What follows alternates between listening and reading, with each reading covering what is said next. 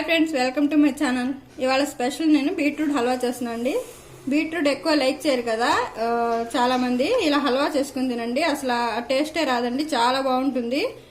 ఒకసారి ట్రై చేయండి. ఫస్ట్ నేను బీట్రూట్ని పీల్ చేసుకున్నాను అండి. మొత్తం చూసారా, నేను 1/2 kg తీసుకున్నానండి.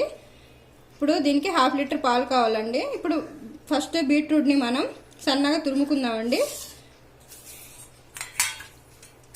బాగా సన్నగా తురుముకుందామండి మొత్తం బీట్రూట్ని. చూసారండి, బీట్రూట్ని సన్నగా తురుముకున్నాను. ఇప్పుడు 1/2 లీటర్ పైన 3/4 లీటర్ పాలు తీసుకుంటున్నానండి. దీన్ని మనం దేంట్లో అయితే హల్వా చేసుకుంటామో ఆ డిష్లో వేసుకోవాలండి. వేసి పాలు కొంచెం ఒక పొంగు వచ్చే వరకు వెయిట్ చేయాలండి. చూసారండి, పాలు ఒక పొంగు వస్తుంది. ఇప్పుడు మనం తురుముకున్న బీట్రూట్ని యాడ్ చేద్దాము.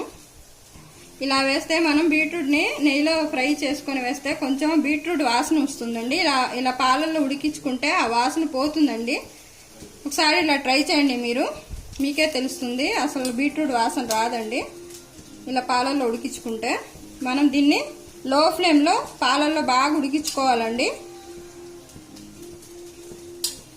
ఒక 20 మినిట్స్ వరకు పడుతుందండి. లో ఫ్లేమ్లో ఈ బీట్రూట్ని పాలల్లోనే ఉడికించుకుందామండి. తర్వాత నెక్స్ట్ ప్రాసెస్ చూద్దాం. ఇది పాలు మొత్తం ఇంకిపోయే వరకు ఇంకిన తర్వాత నెక్స్ట్ ప్రాసెస్ చేయాలండి. మూత పెట్టుకొని ఇప్పుడు ఒక 20 మినిట్స్ ఉడకబెట్టుకుందామండి, లో ఫ్లేమ్లో అండి. చూసారండి, పాలు మొత్తం ఇంకిపోయినాయి. ఇప్పుడు మనం షుగర్ యాడ్ చేద్దాము. నేను ఒక కప్పు చూసారండి, ఈ కప్పు తీసుకుంటున్నానండి షుగర్ కూడా బాగా మెల్ట్ అయిపోవాలండి బీట్రూట్లో. ఈ విధంగా బాగా కలుపుకొని షుగర్ మెల్ట్ అయ్యే వరకు మనం వెయిట్ చేయాలి.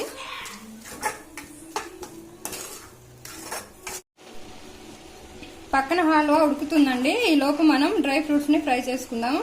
జీడిపప్పు అండి, మనం నెయ్యి వేసుకున్నాను. నెయ్యి మెల్ట్ అయిన తర్వాత మనం జీడిపప్పు, కట్ చేసుకున్న బాదం అండి, కిస్మిస్ కూడా వేసుకోవచ్చండి. మా ఇంట్లో కిస్మిస్ లైక్ చేయరు, అందుకనే వేయట్లేదు. కిస్మిస్ కూడా తినేవాళ్ళు కిస్మిస్ కూడా వేసుకొని ఫ్రై చేసుకోండి. చూసారండి, ఈ విధంగా షుగర్ బాగా మెల్ట్ అయితే దగ్గరకు వచ్చేసింది. ఇప్పుడు మనం నెయ్యి యాడ్ చేసుకున్నామండి. నెయ్యి యాడ్ చేసుకొని బాగా కలుపుకోవాలండి. నెయ్యిలో కూడా కొంచెం ఉడకాలండి. ఒక 7-8 స్పూన్స్ వేసానండి నేను నెయ్యిలో కూడా బాగా ఫ్రై అవ్వాలండి బీట్రూట్ హల్వా. ఫస్ట్ నెయ్యిలో ఫ్రై చేసుకుంటే బీట్రూట్ టేస్ట్ వస్తుందండి, వాసన. మనకి బీట్రూట్లో ఒక రకమైన వాసన ఉంటుంది కదా, అది వస్తుంది. అదే పాలల్లో ఉడికించుకొని వేసుకుంటే ఆ వాసన రాదండి. ఇప్పుడు మనం నెయ్యి యాడ్ చేసాం కదా, నెయ్యి వదిలే వరకు ఇప్పుడు మనం ఉడికించుకోవాలండి. చూసారండి, నెయ్యి బాగా వచ్చింది. నేను మధ్యలో ఇంకా ఒక 5-6 స్పూన్లు మళ్ళీ యాడ్ చేశానండి. మధ్యలో యాడ్ చేస్తూ ఉన్నాను.